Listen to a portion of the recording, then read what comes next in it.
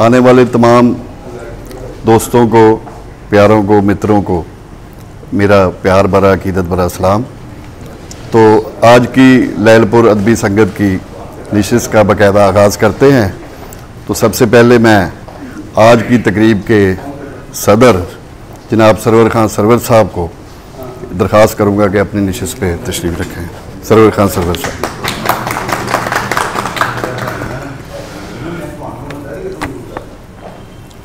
आज की तकरीब के दूल्हा बाबर अली असद से मैं इल्तमास गुजार हूँ कि तशरीफ़ लाएँ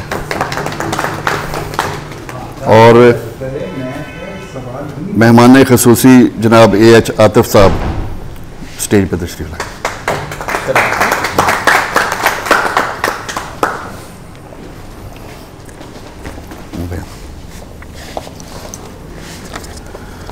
तो आज बेसिकली जो है हमने बाबर अली असद को सुनना है, लेकिन इनको सुनने के साथ साथ जो हमारे दोस्त यहाँ पर तशरीफ़ फरमा हैं इनसे भी इल्तमास है कि वो अपनी एक एक गज़ल या नज़म जैसे भी जो मुनासिब समझें वो पेश करें।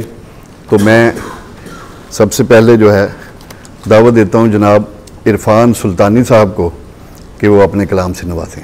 जनाब इरफान